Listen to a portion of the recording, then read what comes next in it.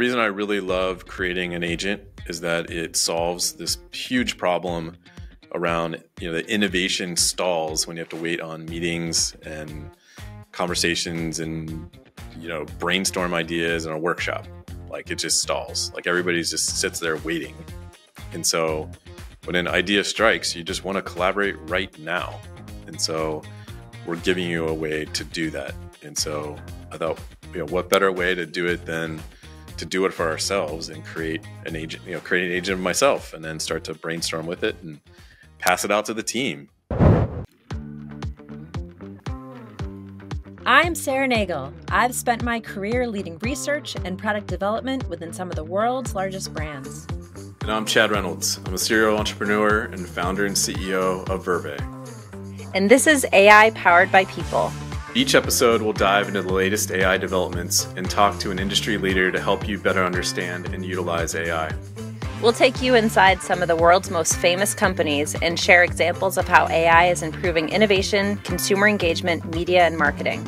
No matter what industry you work in, we'll help you navigate one of the biggest disruptions to organizations and people today. Hey, Chad, what's up? How's it going? Hey, Sarah. I'm doing great. How was your week?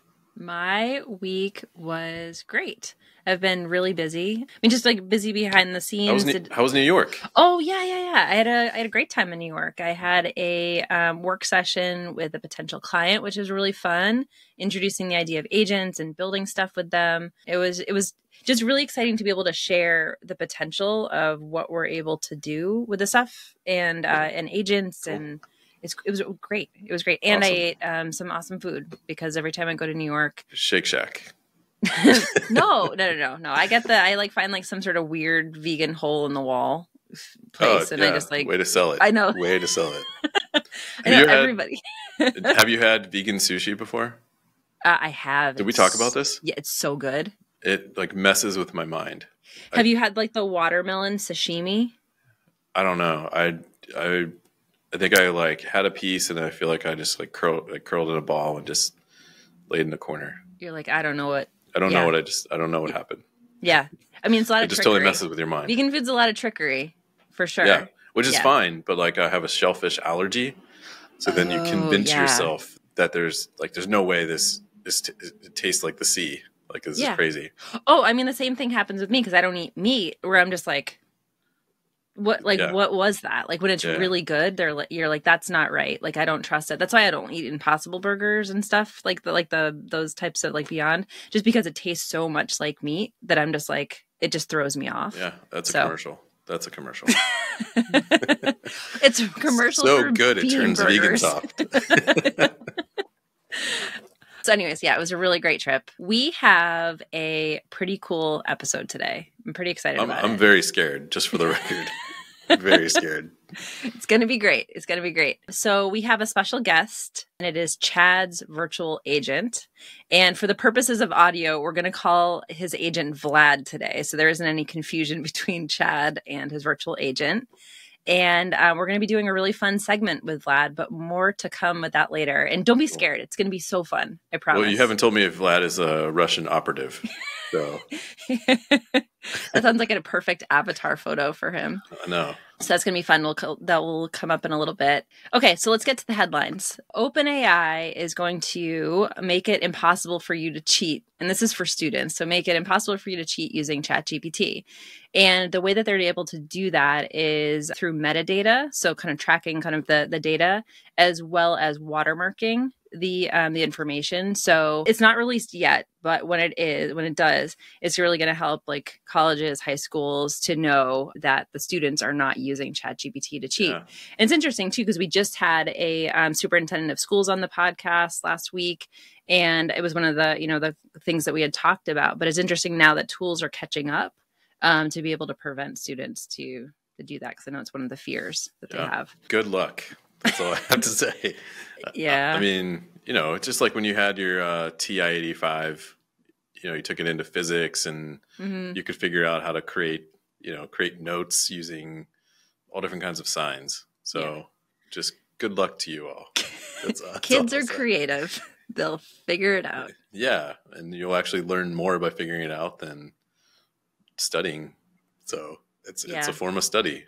Yeah. Can I tell a story in college and what Yeah. I did? So like It depends. well, no, it was kind of okay. So I went to design school, and we had it was like a lecture class on like history or something. We had this book that had all of these like crazy illustrations and words and stuff all over it. So what we all did in the design class is we took all the notes and we like printed it so it looked perfectly like the book.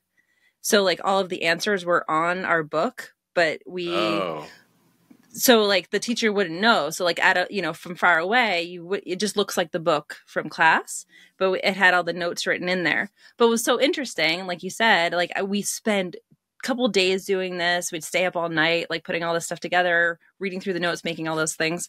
And of course, like when it comes to the test, I didn't even have to look at it because it was all in my mind because I had spent all that time creating that. So you're telling me the answers are in the book? The answers are on the book. Oh, on the book. Got it. No, on top of the book. So it was printed. Like, so you just couldn't see, it was disguised, like within the colors. This is the part where you pull out your X-ray vision glasses and now you can see totally. invisible ink. It was like 3D glasses. Yeah, exactly. Yeah. So anyways, I did that in college, Mom, but I didn't have to use it. Yeah. So if you're I know listening, that degree was a scam. Design school. I knew it. Yeah, finger painting school. Okay, next up in the headlines, JP Morgan Chase is giving its employees access to ChatGPT assistants. So about a year ago, it banned the use of ChatGPT, but now it's releasing it to about 60,000 plus employees. The reason that they didn't want to release it is because they had a lot of data that obviously they wanted to protect, but they've figured out ways through this to leverage the model while still keeping the data safe. It's interesting to see, large companies like JP Morgan allowing people within the organization to use, tools like that. Yeah, and there's a bunch of different stories too, like Procter & Gamble pushing out their own internal one as well. So I think that we'll continue to see these on a weekly basis for sure. Yeah. It kind of ties in with one of the articles around productivity gains. So as companies are pushing out different tools, you have, I'd say, the executive POV and then also the employee POV of how effective or productive are these tools making you. So there's a recent survey that came out where C-suite executives said 96% of them expect AI to increase the company's performance and productivity. And so they've mandated, a small portion of that have mandated these types of tools. But on the opposite side, workers, 77% of them have reported that it's decreased their productivity and added things to their workload, all attributable back to this survey that was run. And curious what you think. It was run through Upwork, which is kind of a freelance marketplace. So does that track with you? I feel more productive, I think, than I've ever felt in my career. I feel like I'm doing more. I'm able to it's like leaps and bounds beyond what I had done, in the past years using AI tools. Cause you and I are on the tool, we're on Verve, and so the other kind of supporting tools all the time. Yeah. Just the amount that I'm able to create and do, and just like thinking about like the small amount of time I need to be able to create like different emails, or thinking about posts, or thinking about creating things, or visualizing. And also because there's something about it that's fun. I feel like I just do it more. Like it's, I don't just do the tasks that I need to do and I do it all in like 30 minutes. It's like I just do a lot of it more because it's fun. I'm curious too, like from the respondents, which went out to, I believe, 2,500 people, like what tools they're actually using. Because I can see, I'm definitely hearing a lot from more like within an enterprise, and I won't like call out specific tool names, but they're getting, yes, it's helpful, I guess, to summarize a document or help me write an email, but those are things I can do. I think what we're doing is much more on the creative and consumer side, which takes a lot of time to like synthesize hours and hours and hours of consumer interviews and create product concepts and things like that. So I'm curious too on like the tool you're using, but the tool I'm using is Verve, you Yeah. know, and the things I'm able to do are all of the above. And so, and I think in the roles that we have, like we're doing a lot of different things. We are using it for kind of the administrative stuff, but then we're also like really thinking about like what's next and creating, I feel like creating the future of what tech looks like and how Yeah. people interact with it. And we're able to use these tools to do all of that. Okay, last up in the headlines. This is interesting because it's related to Vlad that we're going to be talking to in a little bit. But OpenAI warns that users could become emotionally hooked on it to voice mode. So today you are going to hear Vlad's voice, which is based on Chad's voice. And there's just concerns that, you know, it could turn into kind of like the Her situation, you know, the movie Her, where, you know, becomes emotionally attached to AI. But it is interesting because like there is something that makes it a lot more like, I don't want to say human, but it makes it a lot more, you know, You can say it. It makes it more human. It makes it feel more human when there's a voice. And there's, you know, if we have the image and then it also is the voice is also connected to, you know, the information that person is offered, like it feels human. And I could see that definitely people could get attached to it depending on, I mean, we're kind of in the work and productivity space, but you can see these like in other kind of more other spaces that could be more relationships or, you know, like more emotional connections. Agree. I mean, as you're generating, I mean, even like Amma, Max, you know, all the agents you're dropping, like I am, like as I'm collaborating through it, I do want to hear them speak it to me because I can read it, but I also want to hear it, and it just unlocks like a different sense, I think, of like what the ideas are, what it's saying. So it definitely makes sense. Yeah, it makes sense. But I guess like curious too, like, is there, I mean, it seems like OpenAI has raised a flag here. Like they're like a little worried, you know, that people may get really connected to it. Yeah. And I think because we are kind of more in the productivity space, you know, it's yes, you may be connected to these voices to be able to help you create what's next. But I could see it used in another context where it could be, you know, you could speak to these agents in very different ways, you know, and kind of more your off work time. Yeah. Not safe for work. Not safe for work time. Yeah, exactly. Yeah. So, and we're seeing lots of stuff there, you know, out there with like people creating relationships with AI. And so I think we're going to see more and more of this. And I think there's going to be, say, like regulations around it because you can't really regulate that. It's more just kind of warnings for people around like maybe time used with this stuff outside of work. Yeah. Potentially. I don't know. More to come there. All right, Chad, now it is time to meet Vlad, your virtual agent. This is going to be really fun. I'm super excited. I know you're not going to see the questions you have not seen the questions that we're going to be asking of Vlad. But first, let's talk about like why we're doing this. Over the past couple of weeks, we have been introducing agents. So you guys have met Amma, you've met Max, you've met Art, you've met Tam, and then last week, Jenny. So the first 4 were based on skill sets. So we had, you know, researchers, marketers, you know, Art was the generator. And then Jenny that we introduced last week was based on a consumer group of Gen Z.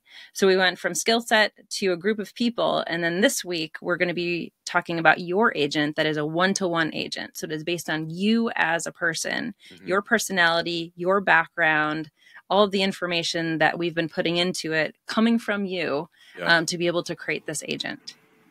Which I'm excited. It's going to be great. Why would people want a, you know, virtual agent of themselves? Yeah. So why I want it is that usually after, you know, put the kids down to bed, I'm jumping back on my laptop or on my phone, and I usually have a bunch of different ideas or, you know, kind of inspiration that's striking. And I started, you know, I used to just write them down on like a note-taking app, and I found myself just not really using any of those. And so I wanted to collaborate with myself and share these early ideas and use my agent to flesh them out more, so that they're more like fully articulated ideas and it's pulling in different things. And so I just had a lot of success over the last few months of creating a basic kind of framing of my agent, of how I'm collaborating with it, and then getting better ideas out of it, honestly. And so I want to add more resolution to it so that it actually knows more about me. I also want to share it with our team so that, you know, if I'm not available, I'm in a meeting, I don't want you to wait. I want you to share it with the agent So that was the motivation behind it. And there's a lot of possibilities too for this with, people that are outside of organizations creating their own agents too, which we are piloting right now, which will give them the ability to connect with brands 24 hours a day on demand. So brands could, connect with people when they're sleeping, when they're doing other things. So there's a lot of benefits within the organization, but then also outside of for people to be able to connect. So I want to give just the audience an overview of how we created your agent. So the first step was creating a Verve, which is a video survey, which we sent to you. So it was a number of questions. It took you a while too. It was like 40 minutes. I think I talked for an hour. Yeah. Yeah. It took quite a while. And it was a lot of questions about you and your background and the things that you like, the things that you eat, the things, who you want to go to dinner with, about design school or about school that you went to, just about your family life, a lot of things just so we can understand who you are. And then once we had that information, I took that information and I was working with Verve to take that because it was a lot of information. So it was taking all the transcripts from the videos that you had created. And I worked with the agent to turn that into a background. So I was able to take all that information and summarize that in a way that we could then feed that into the AI agent so it can give you a background. And then I also took that information, both sets of information, to create instructions. So the instructions are how you speak. So how your agent will speak, and how it returns answers to the prompts that people would give it. So we're able to create the background, the instructions, and then thinking about creativity level that we can play with there too. So all that information kind of enables us to create a Chad or Vlad that is very much like you and answers the way that you do. It has your voice because we're able to take the video and take your voice and turn that into an AI virtual voice too. Yeah. Yeah. And for the listeners, if you can visualize creating a new LinkedIn profile, right? So you put in an avatar, a name, write in your background, skills, all those kinds of things. That's essentially what Sarah did. And so she took hours of content and turned it into kind of that layer of information and saved it. And now we can not just connect with me on LinkedIn, you can actually talk with me. Mm-hmm. So that's as easy as it is to create an agent of yourself. And then it obviously is more important to get kind of deeper and higher resolution information and relevancy and all kinds of things and keep it updated. So we're going to get into a segment, but before we do that, I just want to ask you about what is your favorite thing about Vlad? I started one just on this idea that I wanted to brainstorm ideas. So I like that it takes my ideas further. So I might start out with like an incomplete thought or like, hey, I think this is cool. I just start out with like questions of like, how would you describe this? And so he comes back with, a way to describe it. And I'm like, okay, well, how would you connect it to this thing? And so it just keeps on expanding on. Do you compliment Chad? You're like, Chad, that was a great answer. I may or may not. I don't. I guess when I'm typing, I'm definitely saying like, can you like, please, like, hey, that was really good. Can you do this? That's just more me. I don't like hand you a file folder and be like, synthesize this. I'm like, hey, this is kind of what I'm looking to do. Can you look at this material and can you find these things out of it? And here's why I'm trying to do it. So I provide enough context so you understand what's going on, and I'm not like super short in it. So the reason I really love creating an agent is that it solves this huge problem around, the innovation stalls when you have to wait on meetings and conversations and brainstorm ideas in a workshop. Like it just stalls. Like everybody just sits there waiting. And so when an idea strikes, you just want to collaborate right now. And so we're giving you a way to do that. And so I thought, what better way to do it than to do it for ourselves and create an agent, create an agent of myself and then start to brainstorm with it and pass it out to the team. Well, I'm excited to start asking your agent some questions. So today is not going to be like a normal interview. Let's think about this as like the newlywed game. Like Chuck Woolery? Was he the Chuck host? Woolery? Isn't that Chuck Woolery? Wasn't he the host? Or is it Bob Eubanks? Music. Bob Eubanks? Also, just like a fun fact, were you on a game show? Yeah. Yeah, how did you know that? I think you told me at one point. This is like a total like side story. So when I lived in LA, I got approached on Venice Beach to shoot a pilot for the dating game. I don't know why I agreed to do it. I have no idea. And then the worst part was that the shooting of it was the day after my 21st birthday. So you crushed it, is basically what you're saying. Yeah, it was not good. I'm sure maybe it's on a VHS tape somewhere in the archives, but don't pull it out. I wish we had that footage. The strange thing is the night before, we went to, it was like an Irish bar on Sunset Boulevard. Kind of walk in and I see Jeremy Piven, who not many people knew back then. He was in a TV show or a movie called or something at that point. PCU, yeah. Yeah. And so he saw that it was my 21st birthday and bought me my first shot that night. So nice. I would like blame him that I got sick and didn't.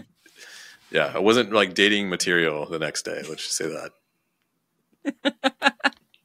All right. So let's get into the platform. So I'm going to open up Verve. So let's just start with, asking Vlad to give us an introduction. So, hey, Vlad, it's great to meet you. Can you tell the audience about yourself? Great to be here on AI Powered by People. I'm Vlad, a Cincinnati-based entrepreneur and the founder of Verve. We're all about human-driven creativity and insights, combining design, tech, and business to spark innovation. When I'm not obsessing over new ideas, you'll find me kayaking with my family or geeking out over sad indie tunes. You kayak? Yeah, you didn't know that? No, I did not know that. Yeah. Yeah, I've got a kayak. It's sitting right next to my house. You just grab it in the morning, like 6 a.m., hit the Little Miami River. Yeah. Oh, no way. Yeah. I try to balance it out with like technology and nature. All right. Now that we know a bit about Vlad and how he describes himself, we're going to be asking. Sounds pretty cool. He sounds pretty cool. He sounds like a cool guy, doesn't he? Yeah. He does. We're going to be asking Vlad questions about himself, which is essentially about Chad. And we're going to see how Vlad answers. And then we're going to get Chad's reaction to see how close the answer is. Okay. So we'll be asking the question. Step one, you're going to ask Vlad. I'm going to ask Vlad. Okay. Am I supposed to see what he says? I'm going to be typing it in. You'll be able to see the screen. Okay. But I'm going to be typing it in, and then we're going to see together how he answers. Then we'll play the voice for the listeners at home. All right. And then I'm just curious about your reaction, how close it is. I'm going to write down on my notepad what my answer is. Okay. Just so you can, and I'll hold it up just so you can see it. That sounds great. Let's do that. For the listeners, Chad has no idea the questions that I'm going to be asking. So, you're going to hear this for the first time, and so will Vlad. Awesome. So what I'm going to do is I've got my phone. I've got like my notepad open. Great. And as you answer or ask the question, I'll write down my answer. Yeah. And then you'll do Vlad's, and then I'll show you what it was. Yep. Is that cool? Okay. Yeah. All right. So we're going to start with the first question. Vlad, what is your skyline order? So Chad also, what is your skyline order? So Skyline Chili, for the folks that are watching and listening, Skyline Chili is a very famous chili restaurant in Cincinnati, and Chad has brought me there many times. So curious, and I know it's a institution there. So let's see what Vlad says. My Skyline order: 2 chili cheese sandwiches, a chilito, and a Dr. Pepper. It's a classic Cincinnati combo that hits the spot. Perfect fuel for those late night brainstorming sessions or after a day of kayaking on the river. Kayaking. I never knew that. Kayaking. Yeah. Okay. Don't combine eating at Skyline and kayaking. Kayaking. Bad things happen. All right. So what's your order? So this is 100% accurate. Chili cheese sandwiches, chilito, and crackers. And it washed down with Dr. Pepper. Dr. Pepper? Okay. That was accurate. All right. Let's see. This one's going to be a little tricky. Okay. Vlad, what is your favorite song? My favorite song? That's a tough one, but I'd say The Funeral by Band of Horses. It's got that perfect blend of melancholy and hope that really resonates with me. Sarah and Chad, you might call me Sad Vlad for this choice, but there's something beautiful in embracing those emotions. He's very emotional. Yeah, I feel he's gonna tear. Is there like a tear emoji? Okay, what did you? So my answer was anything Band of Horses. So Nailed it. Nailed it. What do we got next? All right, next question. What is your favorite thing to talk about? My favorite thing to talk about? Innovative product ideas that don't exist yet. I love brainstorming solutions that combine design, tech, and human insights. It's like solving a puzzle where the pieces are creativity, user needs, and business potential. Always exciting. He sounds real excited about it. It is. and definitely like said a lot more than I wrote down. I just wrote down startups.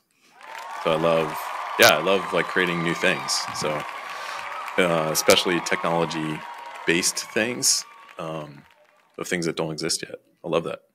How would you describe your relationship with Chad? I don't even know. How would you describe your myself? relationship? With your AI.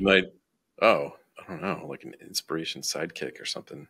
Chad, he's my human sidekick, my partner in creative crime. We're like two sides of the same innovative coin. He brings the human touch, I bring the AI perspective. Together, we're on a mission to shake up the design and tech world, one wild idea at a time. There you go. All right, Vlad. Yeah, so I wrote down creative brainstorm sidekick, creative soundboard and an inspirational sidekick.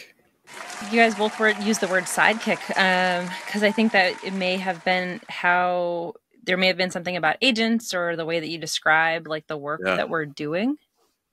Yeah, maybe in my video I probably described it like it's kind of like having a sidekick. Mm-hmm. It's cool that it's pulling from the actual transcripts of it, and it's not making stuff up.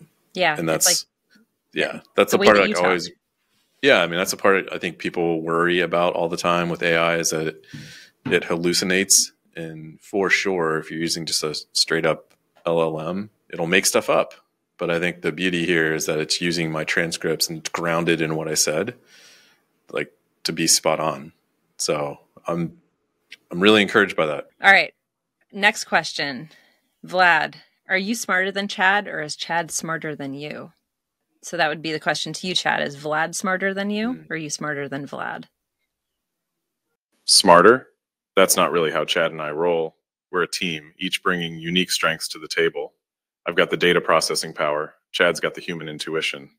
Together, we're unstoppable in the innovation game. It's not about being smarter. It's about how we complement each other. That's so weird.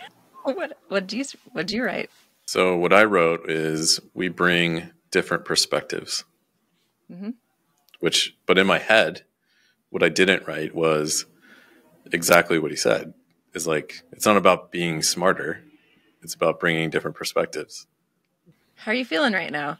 I'm feeling good. It was really cool to see how close those answers were. Yeah. So I'm feeling good about kind of the initial verve that we've created for you to answer. So that feels awesome. But so that was just for fun. But like, let's talk about why we've really created these. And I'd love to kind of maybe turn it over to you to offer up some prompts or some, maybe an idea of how you guys could. It's so weird how you just kind of like go to this, like how you and Vlad could. We're in Ohio. You say y'all. Y'all. How can y'all? But yeah, I want to turn it over to you to like, how would you want to collaborate with Vlad, and what would you like? Kind of bring us into your head when you are collaborating with your agent, when you don't have other people around to brainstorm with. All right. So I have a real scenario. Okay. Yesterday.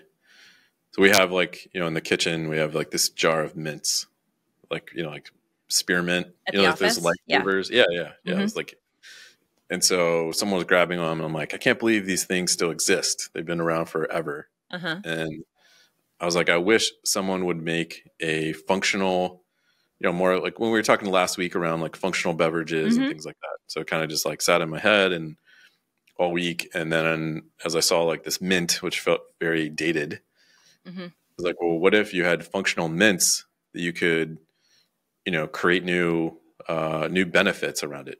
So, like instead of eating, can you grab one of these and, they help you with focus or they help you on different things. So I'm wondering if Vlad can take kind of this, I don't know, like insight or need and actually start to turn it into an actual product concept. Okay. I'm going to share. Yeah, I think. Yeah. Is that okay? Yeah, definitely. I'm thinking about those mints. I think my grandma had those mints. Yeah. They're like at the doctor, not I would say doctor's office. They probably didn't have them, but those types of. Yeah. It just reminds me of like my dad leaving like Ponderosa or something like, I don't know. Yeah. It's like an old timey restaurant. How would you prompt that?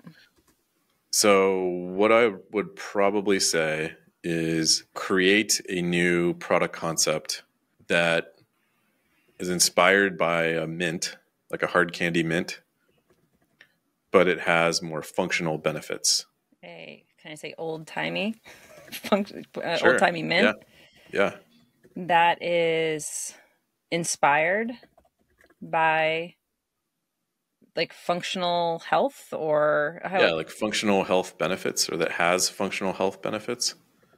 So we're not going to create an image right now. We're just kind of looking for the written idea first. Yeah, because I usually start out with like, like throughout the day you just kind of encounter these different situations and you're like, oh, this is weird. Like I wish something would exist. So that's kind of like the starting point. Okay. Let's see what he says. All right, let's innovate. How about Mind Mints, a cognitive boosting hard candy? These mints combine refreshing peppermint with nootropic compounds for mental clarity. They're designed for entrepreneurs and creatives who need a quick mental boost. Chad, imagine popping one of these during our next brainstorming session. Fresh breath and fresh ideas. I like it. I would take it further. So, okay. Can we do a visual? Like, can Vlad create visuals? Sure. Yeah, let's do. So I'd see if he can write an image prompt. Yeah. For this idea. I definitely want it to feel more like a contemporary modern product. Sure, I can craft an image prompt for our Mind Mints concept. Here's a vivid description. A sleek, futuristic mint tin floating in a cosmic brain-shaped nebula. The tin is metallic silver with neon blue accents, labeled Mind Mints. Translucent, glowing blue mints spiral out of the open tin, leaving trails of shimmering energy. A stylized lightning bolt connects the mints to an illuminated human brain. Chad, this visual would perfectly capture our product's essence. Innovative, mind-boosting, and refreshingly cool. Cool. Can we see what that looks like? Pretty trippy. Yeah, let's take a look. Yeah, and what I'd probably do in real life is, just use that as kind of like the core idea, and then start to experiment and like taking it in different places. So like, how would this apply for different scenarios? So we got one that's like, for brainstorming. I'd want one that's for focus. So if you're like putting together a proposal or something like that, or, one that like if you have to travel and then you want to recover from travel. Yeah. That'd be pretty interesting. These are a little crazy. Yeah. Maybe we can. So what Feels like it went in the Axe deodorant vibe. Right? I think it's interesting. Yeah, it's definitely interesting. It's definitely kind of goes to a crazy place. You're definitely going to be brainstorming some crazy ideas. No, I'm not saying anything about this. Is no judgment. But yeah, I mean, this is cool. It's cool because I think also, and we've mentioned this before, this is like, you start here. Like, so this isn't kind of the final image, but it's a great place to start to kind of help you create ideas. I mean, I have an agent of my own too that I'm starting to talk to more. Now that you've told me that you talk to yours, now I've been talking to mine more. Yeah. But yeah, it's a great place to start to come up with ideas. It's like talking to someone that thinks the way that I think. And then, great starting point. Yeah, I love it. So, Sarah, can I ask you a question? Sure. I know you've started a beta program so that anyone who wants to create their own agent can create their own agent. Mm-hmm. Like I'm participating in that beta program. Yes. Is this open for everybody? It's not open right now because we are in a pilot program. And we are working with a small number of people, like under 100 people right now, and having them answer the questions that you answered and filling out the surveys. They're also doing some additional tests around style and kind of understanding creativity. So we're starting to take those learnings to make sure that we get it right before we roll it out, because it's very early. But we're getting to a really cool place. I mean, obviously, you're part of this, and we're starting to create yours and getting to a really cool place. But we want to make sure we get it right before we think about, rolling it out to, say, brands or enabling more people to use it. Yeah. So, but it's definitely on the horizon. It's coming. It's cool. It's definitely it's very cool. We just did we did a session last week with some of our participants in that pilot, where we kind of the same way, where we introduced them to their agent live, and we could hear their voice, and they were answering things. There was like one gal that was in real estate, and she was giving us real estate tips in DC, and she's like, that's great. She goes, that's kind of what I would do. And so it was really cool to have to be able to share that, but it's definitely moving in the right direction, and it's very cool. Awesome. Getting to a really cool place there. Well, that was really fun. That was really fun for me. I hope that was fun for you as well. Well, I think it was definitely fun. I think what it reinforced for me was that the time invested, spending an hour to just kind of train your agent, then gives you like unlimited use, like unlimited productivity. So I think it's just like that ROI is very, very clear for me. All right. Well, that's going to do it for this episode of AI Powered by People. The show is produced by Steve Berkowitz and brought to you by Verve. Thanks for listening, and we'll be back next Tuesday.